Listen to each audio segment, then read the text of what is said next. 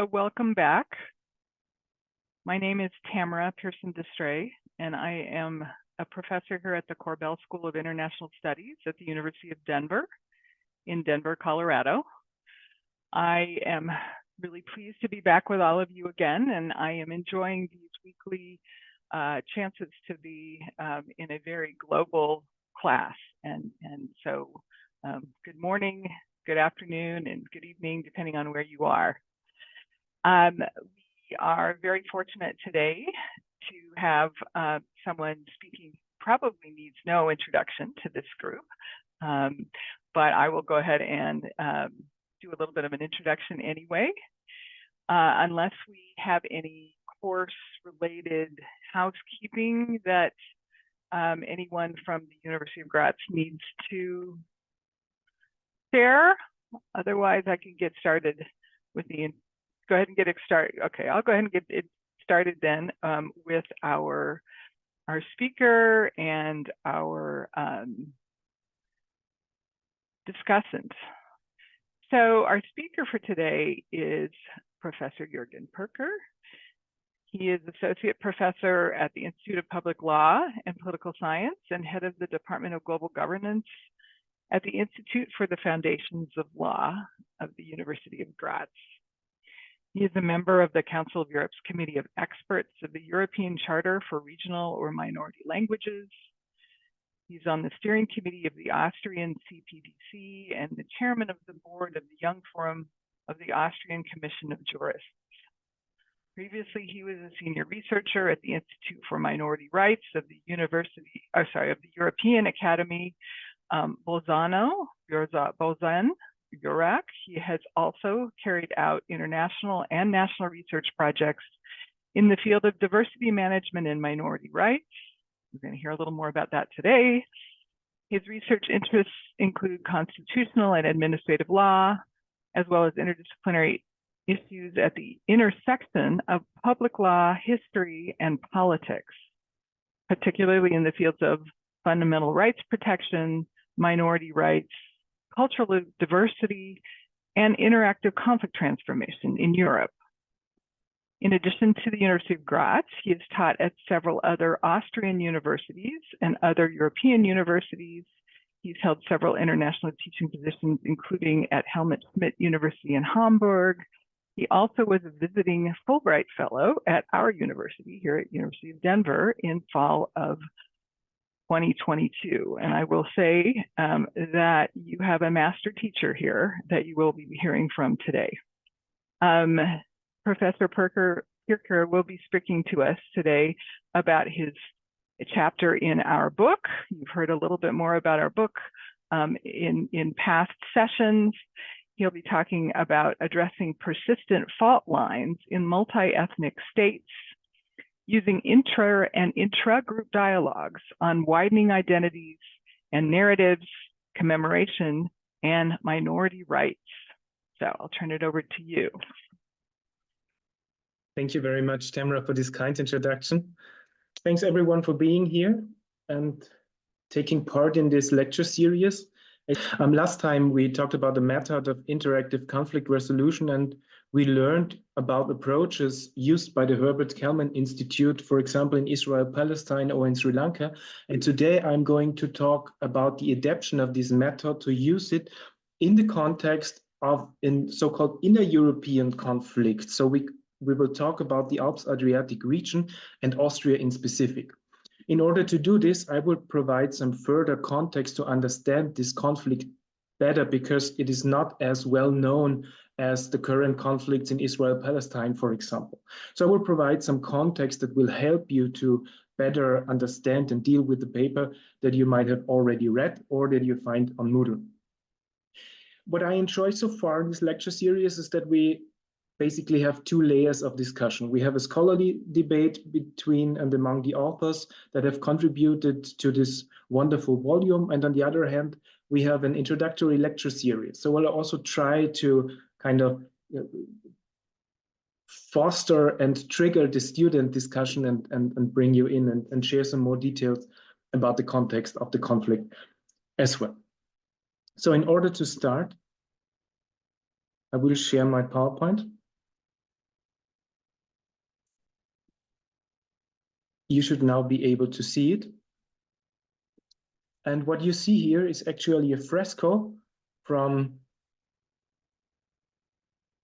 the railway station in Carinthia, which is the capital of an Austrian province in the south. And what you see here is a fresco that was shown to the public in 1956, and it caused one of the first severe art scandals in the young Second Austrian Republic after the Second World War. One reason was that it had this very modern style. You see, it's following a bit the style of Picasso. On the other hand, the reason was that it reminded people of the, at that time, very recent events of the Second World War. Why? What is this picture, this fresco telling us? What you see here is a carriage that is pulled by an oversized horse, and you see that the steersman has let go of the reins. They are hanging off to the side. People are trying to stop this horse in vain, but it has already caught and trampled down a first victim. And this is happening because all of the people who ought to steer the carriage are just looking backwards into the past. So what the artist wanted to tell us, that if we keep on looking into the past, we will continue conflicts and we will continue war. And this was also a reason why this was a very contested image at the time when it was first shown to the Corinthian after-war public. So between the last, let's say, 6 years in Austria, we saw a lot of historic anniversaries. We were reminded of 100 years of the beginning and the end of the First World War. We celebrated 100 years of the foundation of the First Austrian Republic and the Austrian Constitution. We were reminded of a defense war, so-called defense war, that was fought after the First World War to defend parts of Austria against claims of the, at that time, Kingdom of Yugoslavia. We saw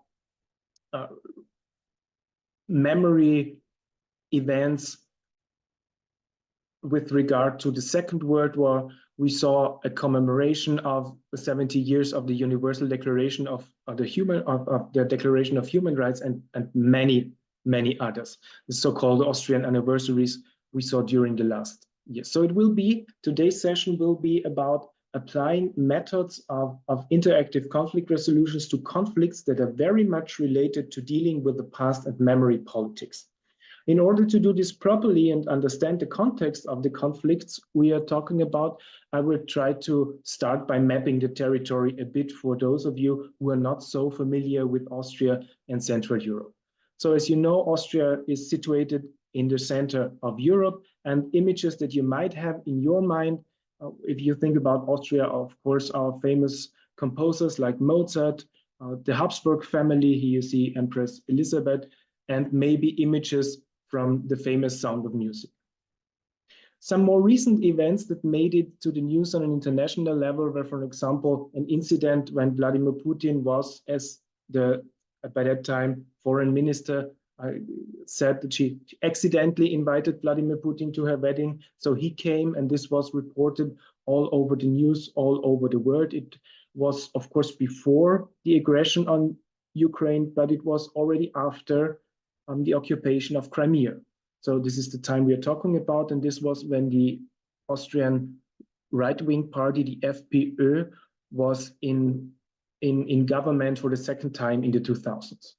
And a couple of years before, beginning of the 2000s, we had reports in the media when the FPÖ became part of the government next to or together with the Conservative Party. And there were reports about the leader of the Freedom Party, the FPÖ, and the leader was at that time Jürgen Pirker. He was governor of the province of Carinthia, we will talk about, and he was also leader of this Freedom Party, and he was one of the founding fathers of the modern right-wing populism in Europe. And he was doing politics with minority rights. And by that time, there was a very contested issues about bilingual town signs. You see here such a town sign is just giving you the name of a town in 2 languages. So you might ask yourself, why is this even a problem? In order to understand this issue, we have to go backwards. And here you see an image of the Habsburg monarchy in 1914. You see the huge empire, and this empire was populated by people speaking various languages. Here you have a map showing you the various language areas in the Habsburg monarchy. And what you might also realize is that parts of Western Ukraine were at that time parts of the Austro-Hungarian monarchy, and even closer to Vienna than other parts in Western Austria. So you see how huge and how diverse this empire was. What you see on the next picture is a picture of the Austrian parliament at that time. And this Austrian parliament around 1900 consisted of 516 members, and there were 8 nationalities represented in this parliament. They belong, the delegates belonged to 30 parties. They spoke 11 languages and came from 17 crown lands.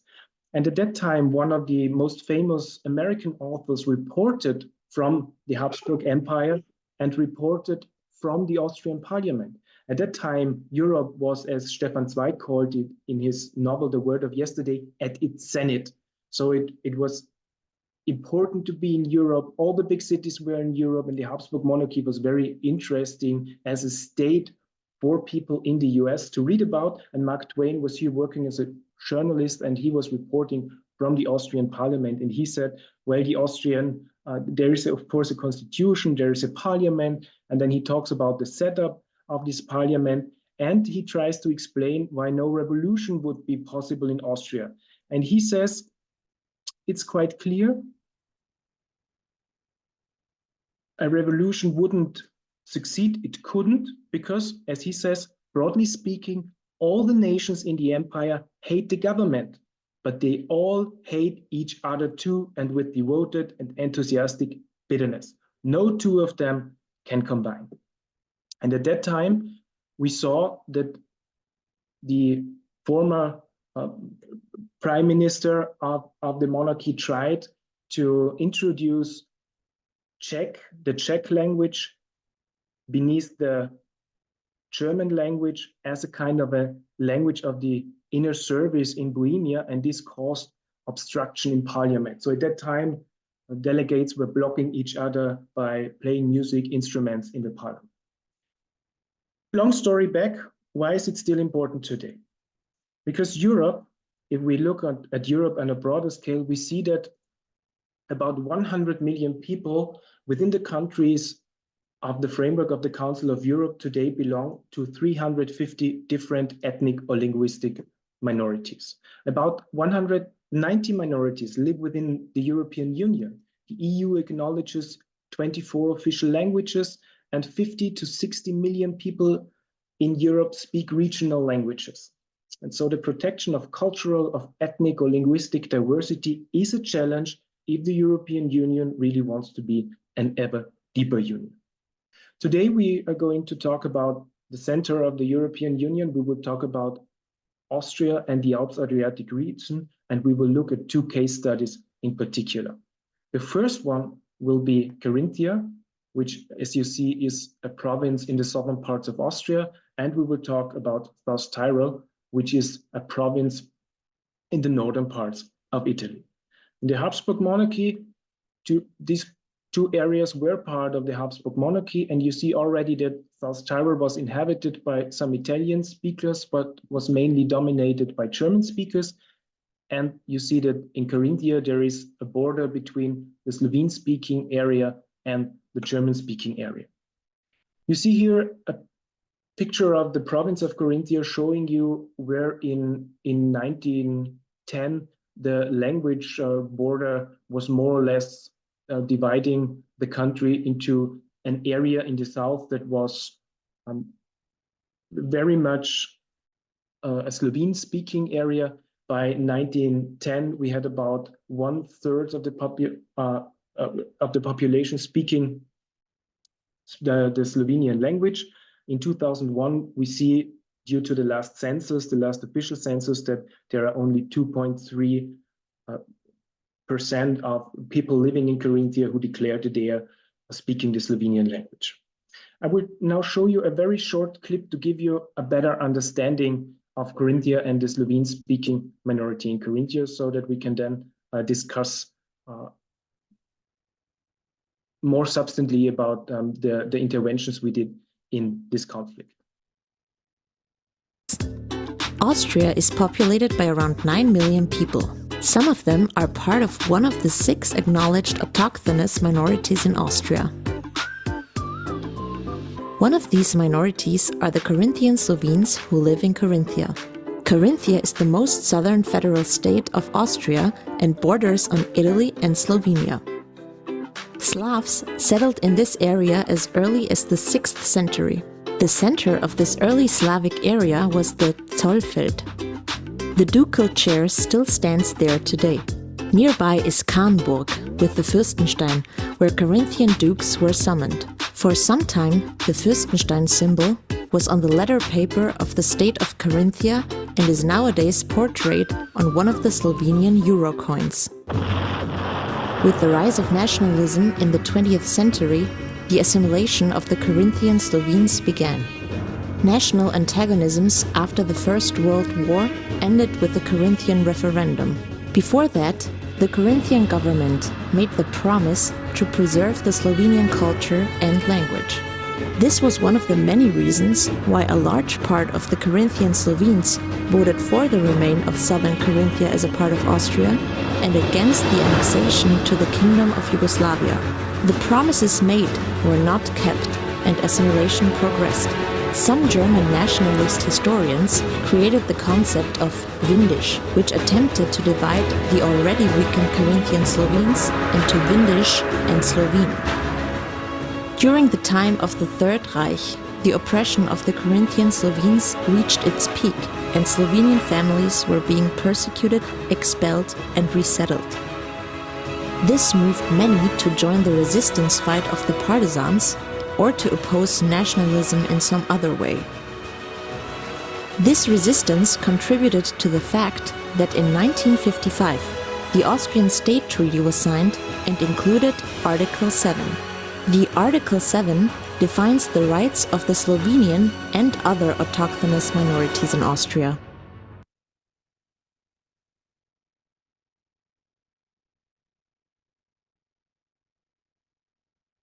Bilingual town signs are of great symbolic importance in Carinthia. In the past, they were often the cause for dramatic and violent conflicts. According to the already mentioned Article 7 of the State Treaty, bilingual town signs are intended in bilingual areas. Bilingual inscriptions on all public buildings, bilingualism in offices, courts, etc. are also mentioned in the Article 7. The installation of bilingual town signs has been accompanied by many conflicts and years of negotiations. Since then, the climate in Carinthia has noticeably improved. However, the process of gradual assimilation continues to progress. It is therefore difficult to understand that the Slovenian language was not acknowledged as a second state language in the new Carinthian state constitution in 2017.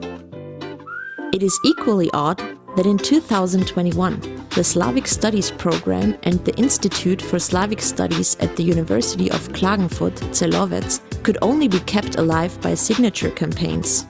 Such and similar facts are regularly pointed out by the already mentioned student clubs.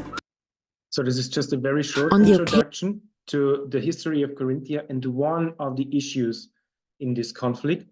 The second situation we are going to talk about is the situation in South Tyrol, which is a province of Italy. And South Tyrol used to be dominated by a German majority until the First World War. In 1910, we see that around 3% of the population were Italian, and this grew up to 1939 to 24%. And you see that today the situation is that we find about 2/3 of the people living in South Tyrol belonging to the German-speaking group, 1/4 or a quarter belonging to the Italian-speaking group, and just 5% to a third group, which is called the Latin minority. So how is the situation in South Tyrol? I will also try to make this kind of more visible by using a very short clip that gives you an idea of the situation in South Tyrol, its history, and the legal regime of minority protection in South Tyrol.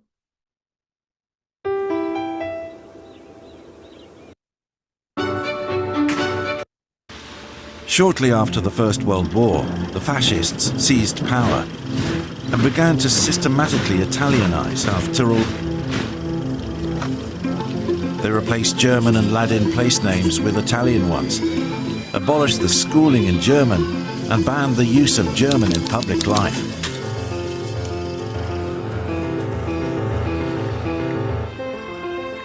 New industrial areas were built, with Italian-speaking workers deliberately settled in order to thoroughly Italianize the region.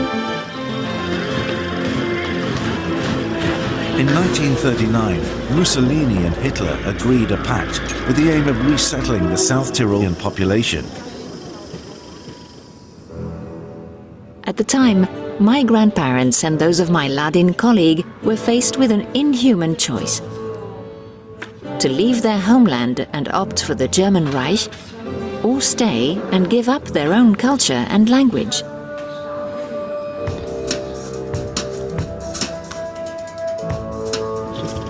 Believing that conditions would be much better in Nazi Germany, 86% of South Tyroleans decided to leave their homeland. The resettlement stalled during the Second World War, and in the end, only a part of the South Tyrolean population actually emigrated.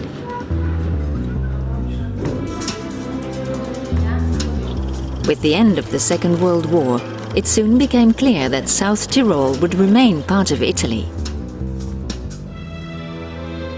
At the Paris Peace Conference, Italy and Austria signed an international agreement for the protection of the German minority, the so-called Gruber de Gasperi Agreement.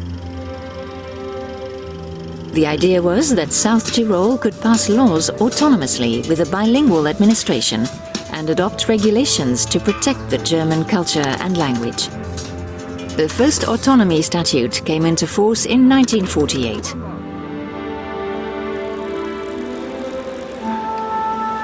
My parents grew up in a South Tyrol that was still characterized by conflicts between the language groups.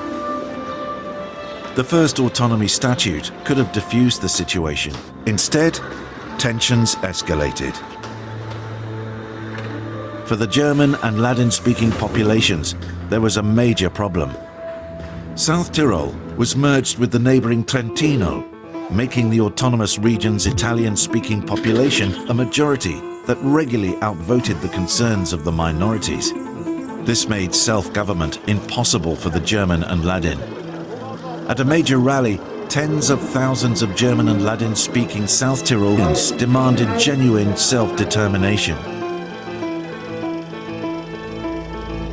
During this time, the tense situation escalated into violence. Electricity pylons were blown up, and the conflict claimed its first victims. The Italian state reacted with harsher laws and increased its military presence in the region. At the same time, Austria increased the international pressure, bringing the South Tyrol question before the UN General Assembly.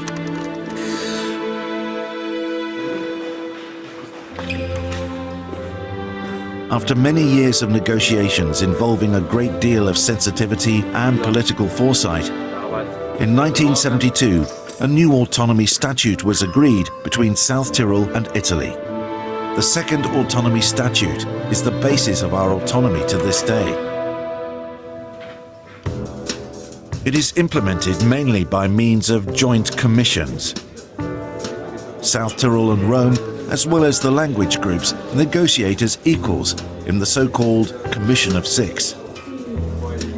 This commission is a key instrument of autonomy and a forum for mutual trust.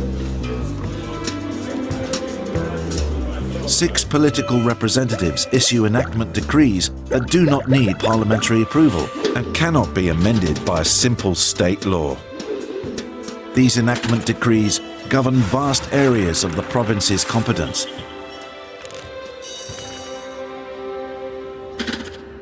Our autonomy and power-sharing arrangement transformed the conflict.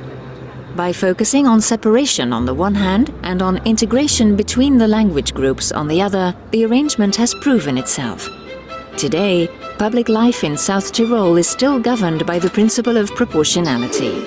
Public offices and funds are distributed according to the numerical strength of the language groups. The so-called language group declaration is necessary for determining language group numbers. Anyone wanting to apply for political office or a public administration post in South Tyrol must declare themselves German, Italian or Ladin. Our schools are segregated by language. South Tyroleans have the right to education in their native language and learn Italian or German as a second language. Pupils in Ladin schools are taught all three languages. South Tyrol's administrative institutions are largely bi- or trilingual. Anyone wishing to work for them must be multilingual. Public bodies can thus provide information in the applicant's mother tongue. Each language group also has its own radio, television and press outlets. In a way, our autonomy and power-sharing arrangement brings us together by keeping us apart. So you heard it, the idea of bringing us together by keeping us apart as one mechanism of kind of, on the one hand, freezing and calming and also institutionalizing a conflict. So before I go into a kind of a more theoretical discussion of these models, I just want to talk about the importance of minority rights for the members of minorities. And I asked two members of the Carinthian Slovenian minority what minority rights mean to them. And the first one said, if the protection of ethnic groups provides for a decent regulation, this means for me more justice, more recognition, more feeling that I'm welcome, and overall it means more home for me. The other one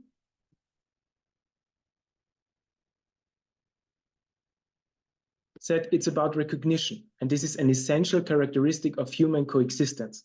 In this respect, visible signs of the presence of others always mean the expression of respect of the majority for the numerical view. Why do I have to explain that I grew up bilingual? For me, it was normal as a child in the village. Only in the city did I become a minority, a perversion of the medieval feeling city air makes free. And we are to get there again in the 21st century. So the second statement was from Dr. Wolfgang Petric, who will participate in our final event. He was the former High Representative of Bosnia-Herzegovina and also ambassador to the OECD. And the second one is Dr. Valentin Inskro, also former High Representative for Bosnia-Herzegovina. So both are not just members of the minority, they were also engaged in conflict resolution on an international level. And talking about Bosnia, we see that Bosnia, which is often, if we see it, if we look at the current political situation, considered to be a blocked state or a state where the political system is blocked due to the power sharing arrangements, we might remind ourselves that Bosnia was built up according to this model that was used in South Tyrol. So the power sharing mechanism keeping us apart and thus bringing us together by keeping us apart and sharing the distribution of public resources according to the number of the ethnic groups and also the declaration of the individuals to the declaration of the belonging of the individuals to the respective group. And during the last years, in the last negotiations in Cyprus, as we will hear in a couple of sessions, this model was also discussed as a kind of a role model for resolving the Cyprus conflict. But in order to apply such models in other contexts, I believe that we have to be aware of the functions of law. And this is a point that I make in the chapter. First parts of my chapter are about minority rights and dialogue. And what we have to see first is that minority rights are important because they, first of all, acknowledge the existence of minorities. They also provide minorities with the right to raise socially accepted claims within a society. They also allow the members of minorities, so the speakers of minority languages, to preserve and develop their cultural identity, to preserve and develop their language, and to be provided and granted forms of equality that might be formal, which means that you have to be treated equal with other citizens, or it can even be forms of substantial equality, which means there is a preference in certain areas for members of minorities, because specific fundings means that members of minorities are in some respects treated differently. They are provided with additional resources because it's important for them to have these resources to raise their children, for example, and have them learning their own language. But there are also dangers related to legal regimes of minority protection. Law always has to build on some criteria, and the power sharing model, for example, in South Tyrol, has to build on criteria for sharing the resources. So you have to know who is a member of the minority, who is the minority for the first, and this means that this can lead to fixing cultural identities along specific criteria. Because as soon as public resources are, for example, distributed to members of certain minorities and it's enshrined in the law who are the members of these minorities or what is the minority, people belonging to the minority or wanting to declare themselves as belonging to the minority start to see themselves in those legal terms and criteria. So law is in some way influencing identities. Another danger is that you exclude certain groups. For example, minorities within minorities. In South Tyrol, we see there are actually 3 minorities. We see that there's the Ladin group, which is the smallest minority, making up 5% of the population, the German-speaking minority, which is in South Tyrol actually the majority. And we see that there's an Italian group within South Tyrol.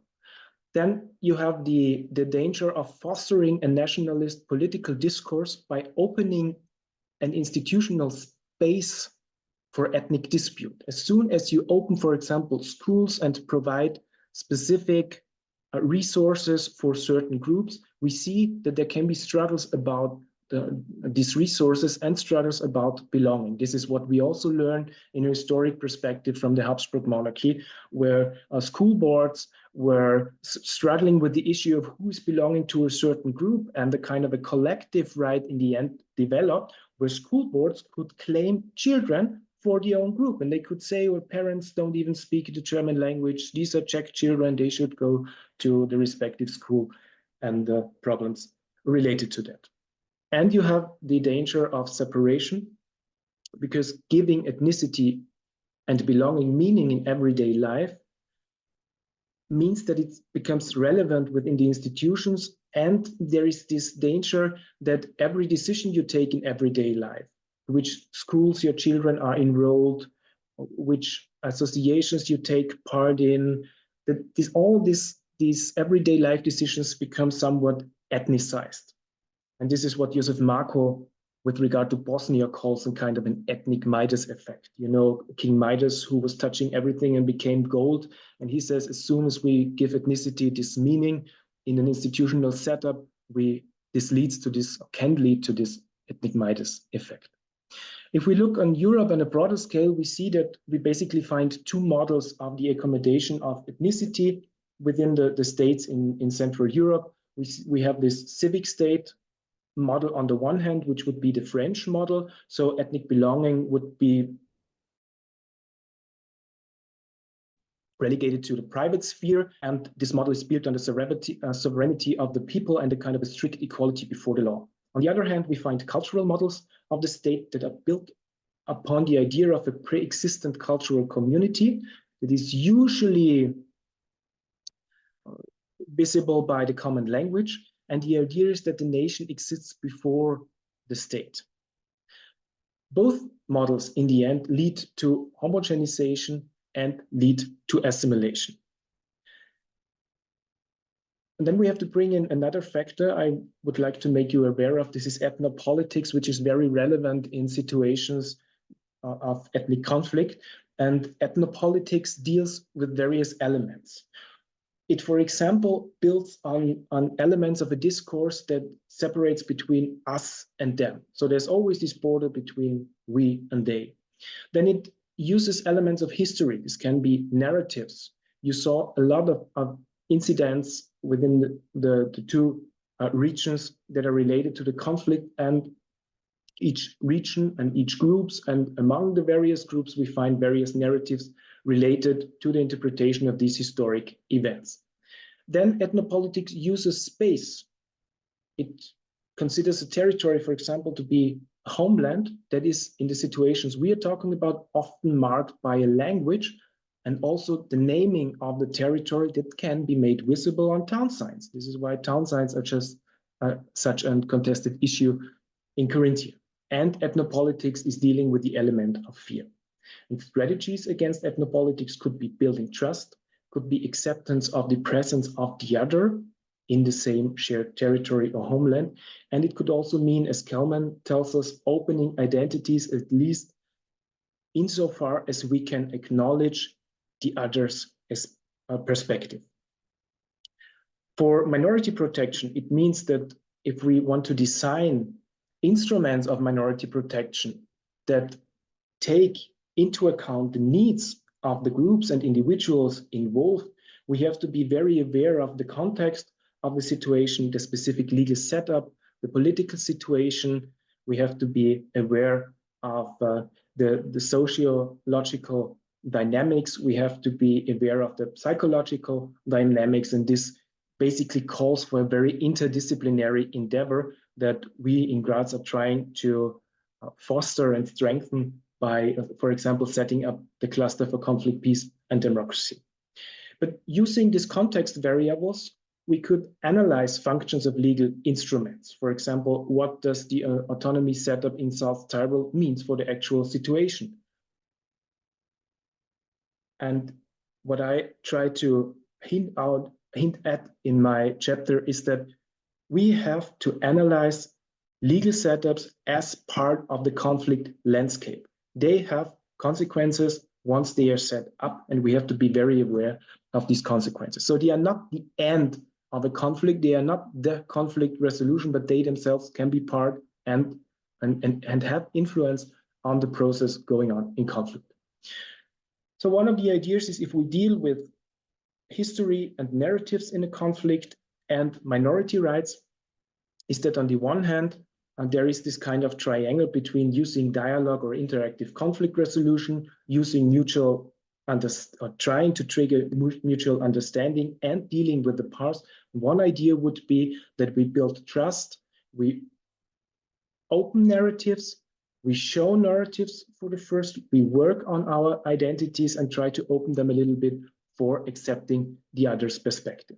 And if we think of bringing together identity politics and minority rights, we can combine dialogue, but we must understand memory politics and the functions of minority rights in order to, in the end, find some context-sensitive conflict transformation and to develop flexible instruments for minority protections that take into account the effects of these instruments and the needs of the groups involved. And if we talk about the needs, you know that I'm building up on what we were talking about during the last sessions. One idea for doing this could be, as was done in Carinthia, within the initiatives that I'm soon going to talk about in more detail, is that we can take this tree model developed by Vamik Volkan, who was a social psychologist who was working and very much involved in the Cyprus conflict. And he said that engaging in a conflict basically could be seen as a tree, and the basis for intervening in a conflict would be that you deal with the roots of the conflict. You have to understand the history, you have to understand the political situation, the sociology of the conflict, psychology, and so on.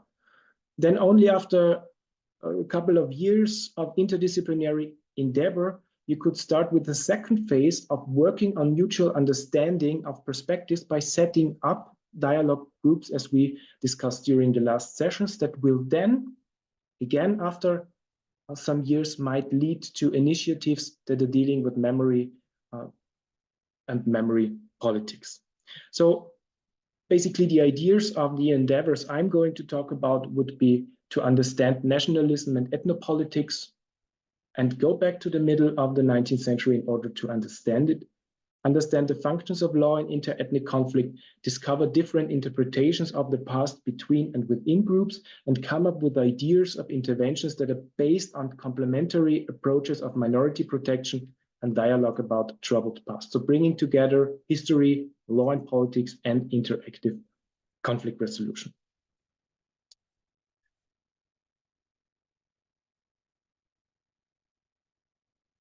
So I will just quickly go into some theories of memory.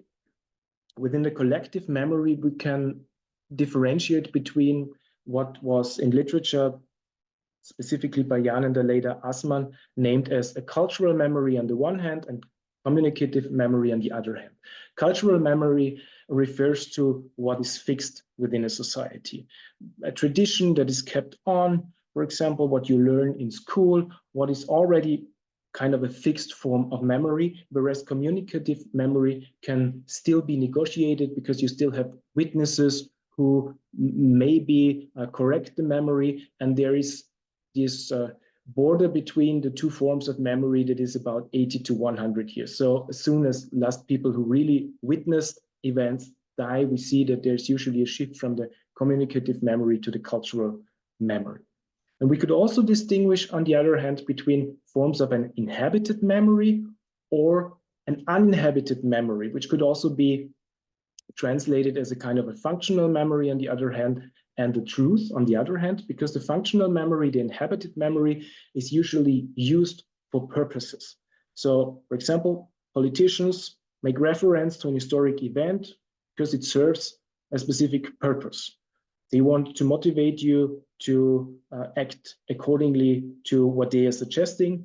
For example, if the groups refer to common victories, they might strengthen their identity. If they refer to defeats, they might also strengthen their identity because they say, this time we have to fight harder. So events of the past are usually used within communication, and this is for political purpose in memory politics, and this is what could be framed also as this kind of inhabited memory, whereas there is also a kind of a memory that is kept in archives, for example, in museums, where you have artifacts that might help you to correct this functional memory, so where truth could be found. What we see in national conflicts is that, in ethnic conflicts, is that usually in a situation of conflict, people tend to narrow down their perspective on their own and the other's identity. And as Vamik Volkan tells us, people start together. You can imagine this like a tent. They start to gather around a group in a tent, and they start throwing their dirt at the other tent, and they start to kind of primarily focus on what is dividing them from the other group. So instead of seeing that members of the other groups may also be mothers, may have children, they send to school and something like that, they just see them as a member of the specific group. And from this, we could talk about some kind of forms of contested memories. You will all know examples for contested memories, and you could always ask yourself, what is the problem with this memory? How is it used? What is the context? What are opposing narratives? And are these narratives related to specific memory groups?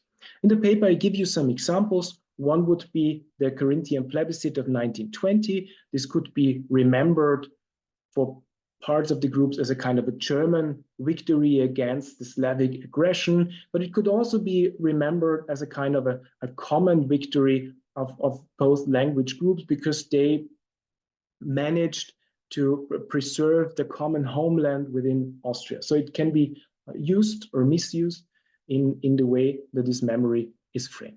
I give you an example from South Tyrol. In South Tyrol, we saw propaganda before the so-called option that we heard about, and people who were called upon to stay within South Tyrol were asked to vote for the homeland. So stay in your homeland, give up your German identity.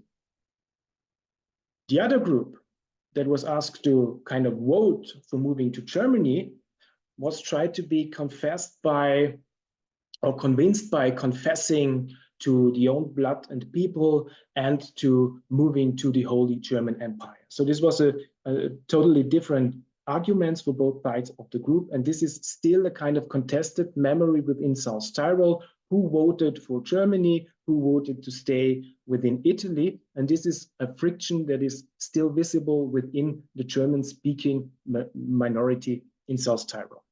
And we see that there are also contestations of public monuments.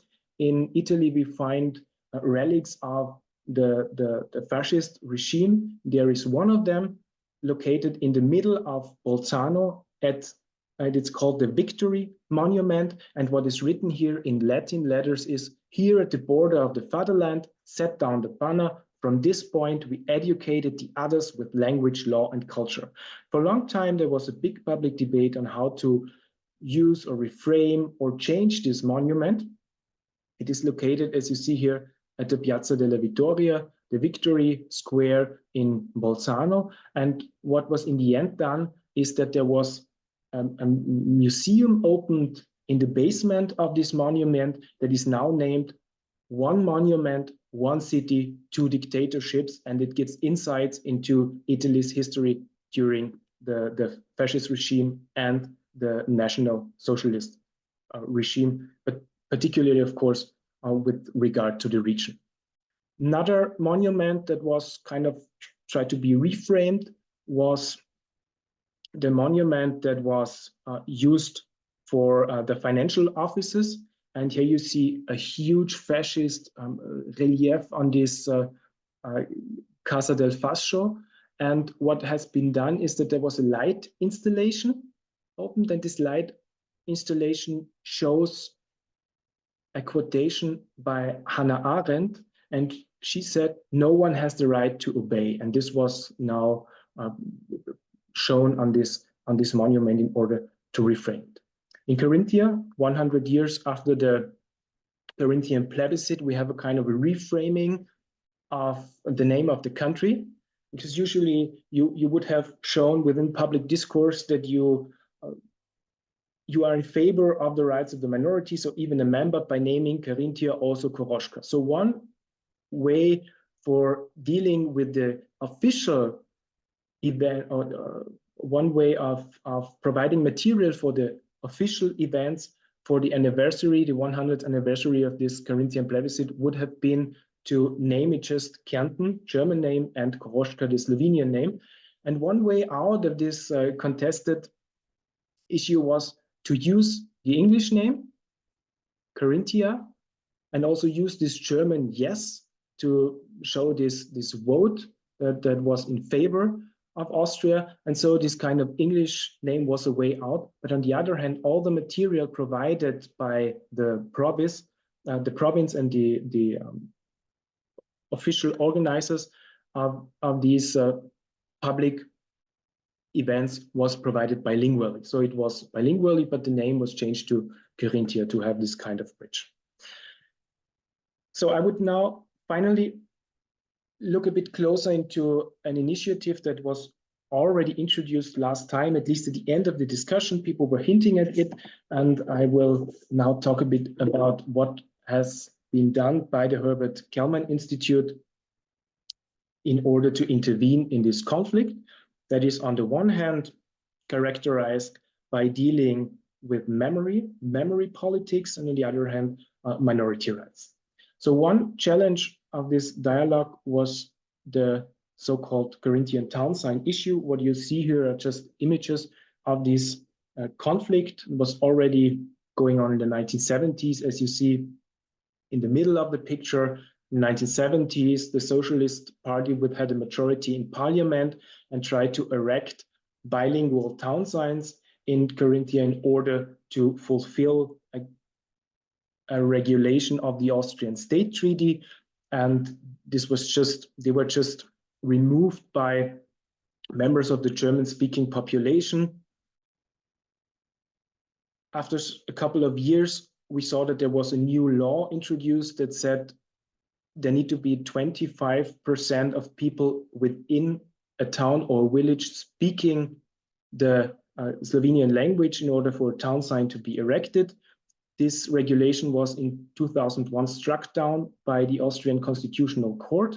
And then the governor of the province of Carinthia, Jürgen, whom I already mentioned in the beginning, was trying to use this issue to gain votes and also to use it for memory and identity politics. And you see that there were some versions of the town signs then invented, so to say.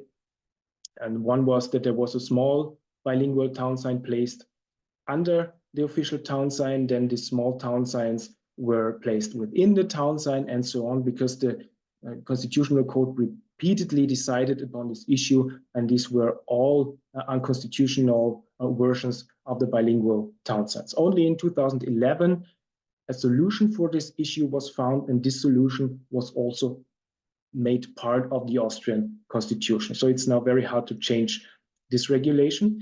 And this regulation was only found after various initiatives that tried to set up a kind of a process among representatives of the Slovene-speaking minority and members of the German-speaking majority who were active in associations that very much deal with memory of the conflict from a German perspective.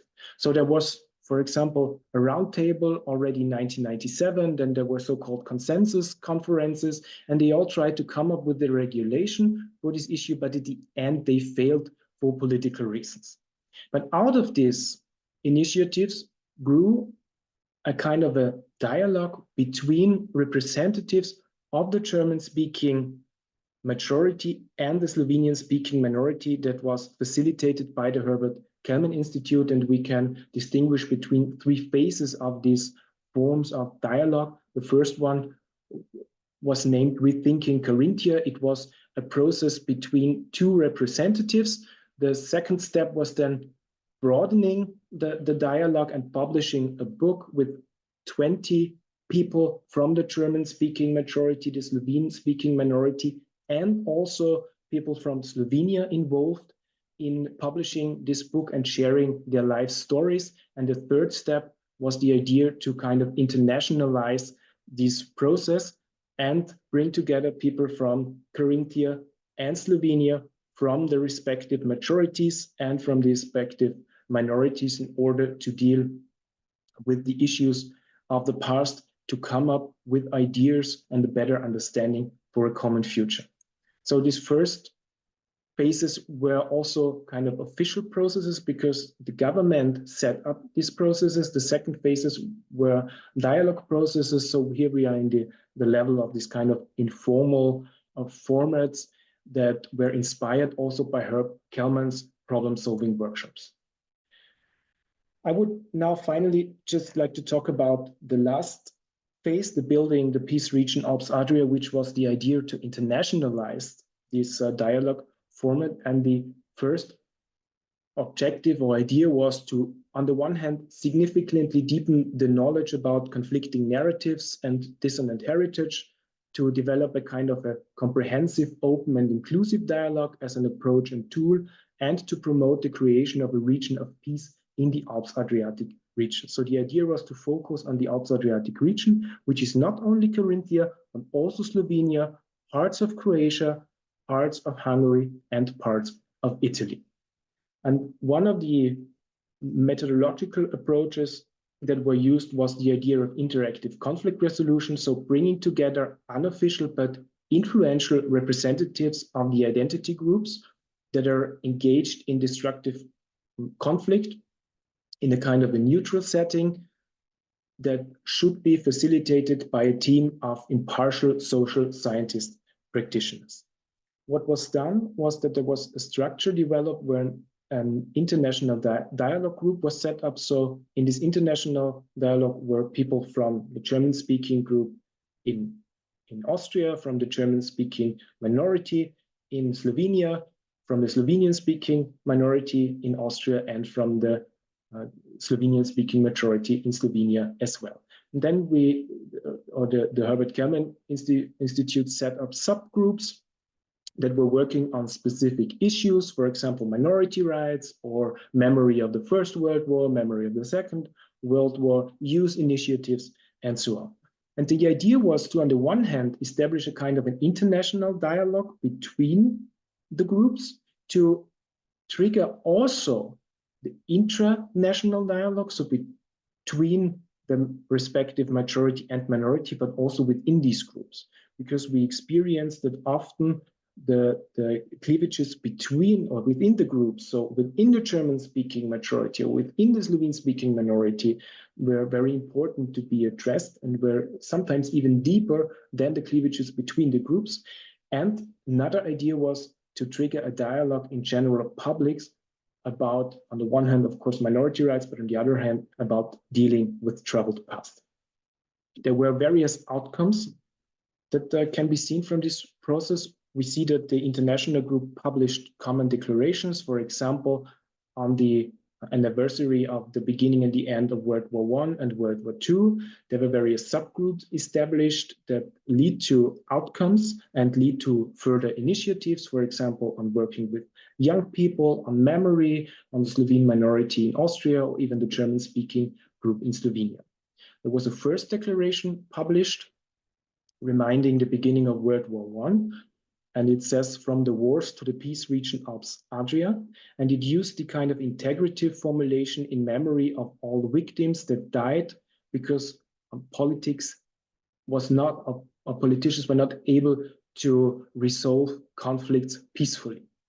There was also an Alps Adria manifesto published. Werner will be able to talk more about this manifesto, and there was a second declaration published dealing with dialogue as one instrument to deal with troubled past and to kind of reflect the history of the region. There were 3 books published. The first one is showing Marian Sturm and Josef Fellner. Marian Sturm and Josef Fellner are the 2 representatives I mentioned. Marian Sturm from one of the organizations of the Slovene minority in Carinthia. Josef Fellner, one of the representatives of the organizations involved in memory politics on the German-speaking side. Then you see the second book published in 2012, where 20 people were involved sharing their life stories. And then you see a book published in 2020 about the project. It was also written by scholars. So it's not just people sharing their stories, it's also an analysis of these initiatives. Another outcome that we see, and this would be part of this intervention into the kind of public narratives, is a common commemoration that was done by these representatives. So they went to memory sites where, for example, on graveyards, people that died on the German side or Slovenian side in the First or Second World War are remembered. And they started to do a kind of a common commemoration. And they said that this is a common commemoration for all the victims of the Nazi regime and all the victims after the war of totalitarian regimes. So they kind of found this integrative formula for them to, for all of the victims to be included in, but without relativizing the structural asymmetries between these regimes and between the victims. So this was kind of a performance of the new narrative they found in their dialogue workshops and in their common discussions. And one of the first steps they tell us, for example, these 2 representatives, is that what was very much enlightening for them was to understand that the other one is grieving as well, and that the opponent has had a personal loss as well, and that he has a right to grieve. And then they started to come up with this more integrative formula. Still, some open questions remained in this process. First one would be who to integrate. Usually, if you try to intervene in a minority-majority conflict, you see that it's a bunch of old men discussing these issues. So you would ask yourself, where's the female perspective? Where are the young people who probably have not experienced intensive phases of the conflict themselves, but still carry on prejudices and very much influence the situation as well? What about new groups, so new minorities who are usually not included in this process? Then we saw this friction between the search for truth on the one hand. So someone wanted injustice to be acknowledged by the other side. And on the other hand, this striving for reconciliation. So forget about the past. Let's try to move on would be the opposing strategy. We have, of course, this political tendency between right and left. Then there was the issue that the dialogue itself became part of the conflict landscape. What we observed in this regard was, for example, the re-entry problem described by Kelman already. And he said there is this issue. On the one hand, you have to convince your own constituency. And if you are becoming too close with your opponent, this will be criticized by your own constituency. On the other hand, critics from outside leads to you tending more towards the opponent. And what we saw is that the dialogue itself, because these two representatives were involved in dialogue and also claimed that they are doing the dialogue and all the others are opponents of the dialogue, for example, were very much criticized, and the dialogue itself became part of the conflict landscape. And suddenly you had participants and you had opponents of this dialogue. Then the track level was an issue. What was the track level of these initiatives? It were basically representatives of the minorities, but it were also representatives of associations of the German-speaking majority or the Slovene-speaking minority and so on. But on which level are they?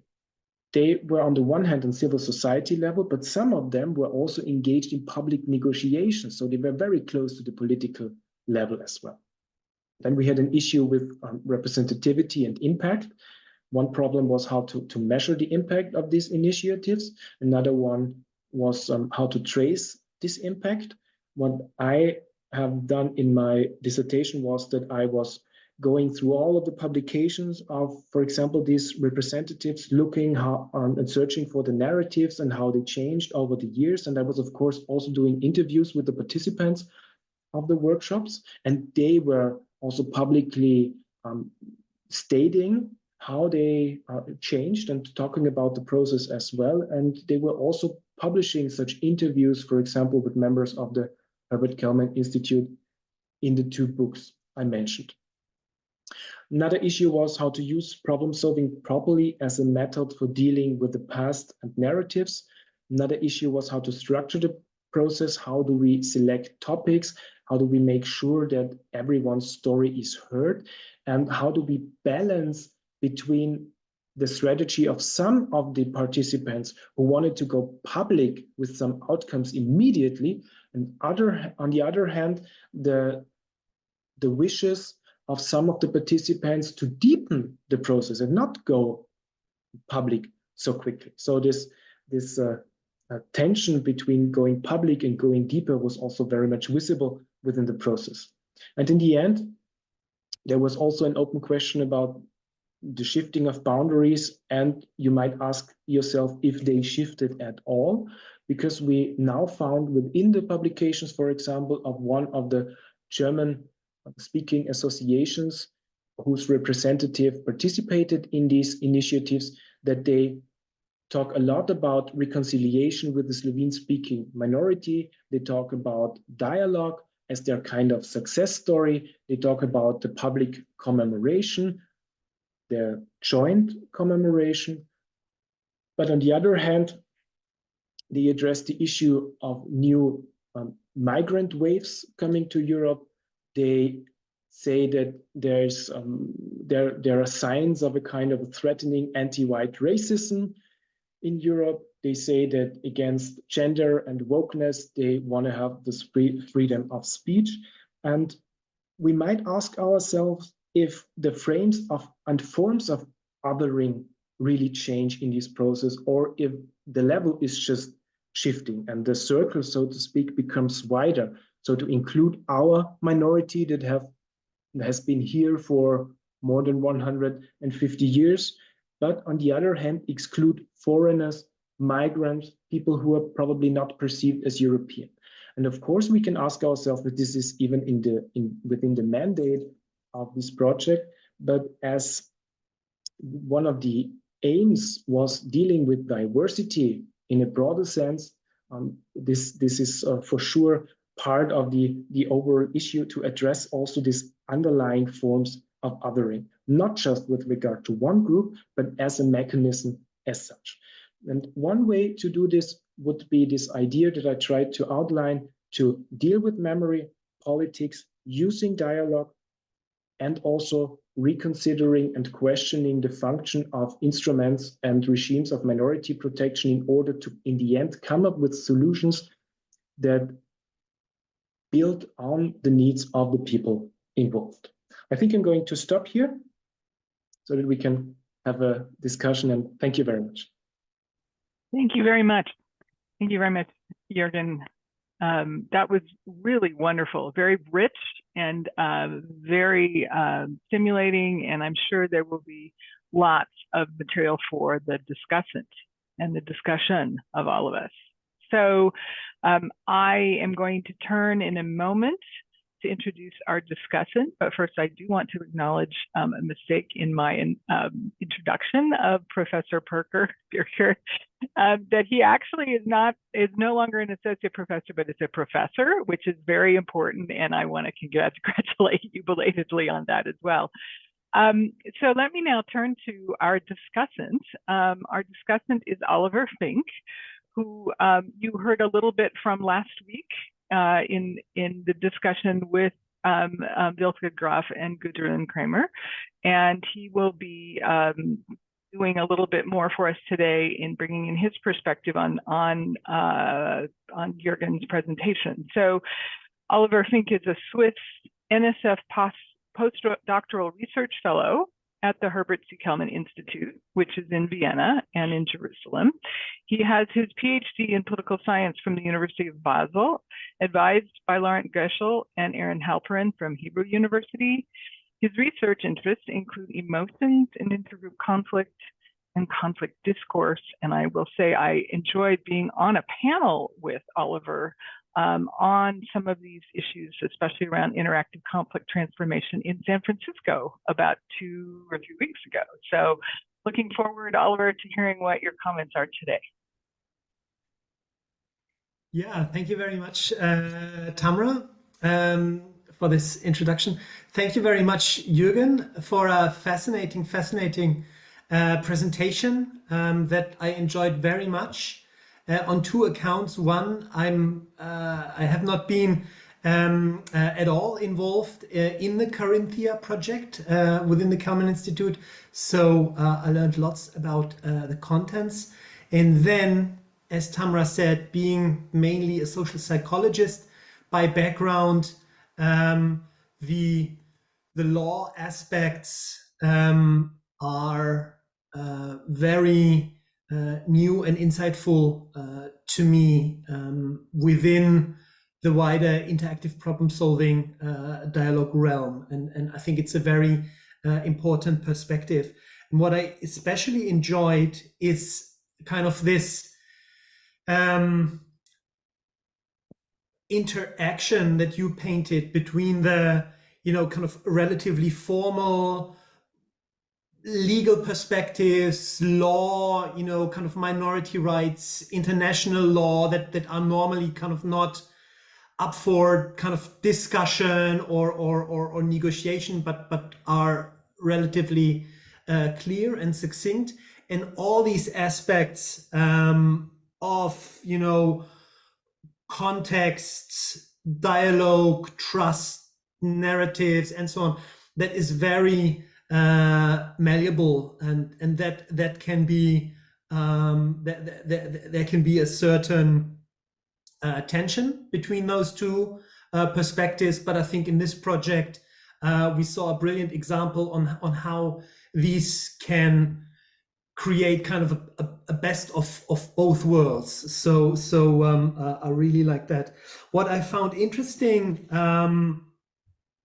particularly interesting, is these intra-group cleavages that you mentioned as being partially even more pronounced than the intergroup differences, which points a bit kind of towards complexity.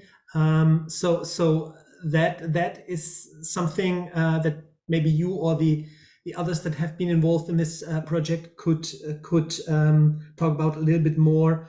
What I also found really excellent is these common commemoration activities, you know, kind of trying to find some form of common ground and kind of build on that, extend that. And what I also found interesting and haven't read too much about is this association between problem-solving dialogue and dealing with the past, which I find really fascinating. Would be great if you could. I don't know if you know any research or articles or any approaches, activities going in that direction. Thank you very much. Thank you. Wonderful questions, wonderful comments. First of all, law is usually not clear, but this is clear to lawyers that it's very unclear. And specifically, yeah, I'm aware of that, but normally, kind of theoretically, it should not be up for discussion. You know, it should be you know, in contrast to many other, you know, disciplinary perspectives. But I know that lawyers argue and like to argue about interpretation of law. well, I would like to use it to make a point, because specifically, if we look, for example, the situation in international law, you have a lot of interpretations of a certain norm, and they are sometimes also related to specific narratives. And you might also want to convince someone about your interpretation about the law being the most convincing one, because it is related to a certain outcome, a certain history, or whatever. Even some Russian scholars are trying to frame the aggression on Ukraine as being a form of a legitimate intervention and just support of these newly founded republics in eastern Ukraine. So this is all kind of misusing legal arguments and also mingling it with certain narratives. What we saw in our situation and conflicts is that law can also be interpreted in a more restrictive or a more proactive way in the sense of minority protection. And we saw that some of these actors engaged publicly in the discussion about minority rights started to reshape their narrative about the law, or started to reshape their interpretation of minority rights, because they started, as they say now themselves, with a very static understanding of minority protection regimes, which means that they are granted a certain right and that's it. And what they learn now in the process is that even the requirements, the needs of the minority changes over time. The situation, the circumstances change, and they might need further or other measures. So they now understand that they basically have to follow a more and accept also a more dynamic approach of minority protection. So it's not a once and for all discussion anymore. It's clear that they have to renegotiate about these instruments over the time. And even if they are not empowered to decide on this, it makes a difference if they publicly oppose these instruments all the time, and in particular in a situation where the government invites these actors to discuss about the implementation of a norm enshrined in the Austrian State Treaty. Then it makes also a difference how law is implemented. That depends on the situation on the ground. Because if you imagine you're going to a municipality office trying to talk the minority language, and the public officer there is kind of showing you that it will take very long if you do this in Slovenian, or this makes so much work, can't you do it in German? So this attitude is also very important towards the legal regime, and this is also acknowledged by the European instruments for minority protection, the European Framework Convention, or even the Language Charter. There has to be a kind of a positive form of implementation, and there also have to be some form of tolerance and dialogue that has to be fostered by the states in order to provide for a situation in which minority rights can be granted effectively, so they are not just rights granted on paper. Then, as I already said, some narratives referred to certain regimes of minority protection. So the Slovene minority would also always argue with Article 7 of the Austrian State Treaty, providing them with specific rights. Although what they also learned within the dialogue process is that this is a very vague formulation, open to interpretation. It was a compromise by the great powers after the Second World War. It was never thought by Austria that they would really kind of fulfill it in a very detailed manner. So this was also not such a strong argument as they thought before. And on the other hand, there is this kind of as I said, referring to these narratives. So then these intergroup conflicts, probably something Wilfried will be able to talk about in more detail, because he has a lot of experience in dealing with members from the different groups, always trying to set up a kind of a dialogue within the Slovene minority that in the end, so to say, did not work out. I don't want to use the word failed, but it didn't work out because they didn't want to participate. There's so many frictions that they just can't. This is also a very small community. Everyone knows everyone. People have very personal histories with each other. They have other ideologies and worldviews. So there is a strong gap that is very much related to their personal, very personal experience as well. And for the last comment, there is, or the last question, there is a lot of debate in among scholars who deal with memory politics and the forms of communicative and cultural memory, or collective memory in a broad sense. So they tell us how we might address these issues properly. And this is a discourse that we could probably relate to. But this is a very interesting field. That's why I think it's worth following it, because it has not that extensively been researched yet. Great. Any follow-up questions, Oliver, before we move on to the larger group? No. Okay. That's it. And I also want to just pick up on this last point, Jürgen, you were just making about the challenges in response to Oliver's questions about the intra-group challenges. Wilfried, did you want to add anything to the point Jürgen just made that around the challenges you all had in convening an intra-group conversation being potentially more difficult than even an intergroup conversation? You're muted. Thanks for the question. The answer, I don't know. No. I can say that in our project in Israel-Palestine, that we managed to establish a core group. And in this core group, there are representatives of not only of the conflict parties, but also of the all of different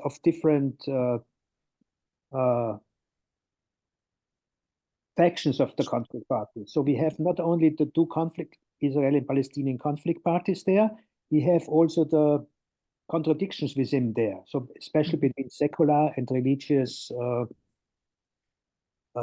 contexts. And they managed through a year-long process to somehow to live with each other and to meet from time to time and to exchange each other, although they're working still mainly with their own separate party alone. And this, in some ways, we tried the same in Carinthia, but until now we failed in Carinthia, especially when it comes to the representation of the intra-group conflict of the Slovenian minorities, because they just didn't show up. And I have to say that, by the way, Jürgen mentioned the 3 books they came out in this process, but there is now the book number 4, a book that we just, a dialogue between Marian Sturm, the main protagonist of this process in on the part of the Slovenian minority. And this is a very this is a very self-reflecting dialogue. We challenged him also a lot, because I think to some extent he did great, great work, but to some extent he arrived at his limits when it comes to his openness, when it comes to the intra-group dialogue with his own intra-enemies. There is a limit, yeah? And then there is the question, will there be others, a new generation maybe, they will follow and they will be more successful than he himself, but without his work, it would not be possible to come to this. This we try to reflect in this book number 4, and there we tried also to discuss a lot of other questions that Jürgen, you mentioned in your lecture today. But especially the title, I like the title very much, Identity Without Enemy Image. Because I like it very much, because this is an alternative to the ongoing debates about non-identitary dialogue, whatever, dialogical dialogue. It's specifically linked to conflict, to war, to enemies. This identity of non-enemy identity, and I'm quite proud of this because it comes from Herbert Kelman directly in his articles about reconciliation. He's often referring that reconciliation is meaning enlarging your identity to an extent where you don't need an enemy anymore to keep your own identity. You know, so I think this is a very, very important concept of Herbert. What is not really. Maybe we should promote it more intensively in these times. So it's about building up and transforming the enemy image. It's not so much about deconstruct yourself, your identity until the end, you know, until to a Zen Buddhist attitude. And I will just put in a plug for a future session of this course, which will be the one on reconciliation in a few weeks, which will be also using some of those ideas from Herbert Kelman and others on identity to ask some of those same questions.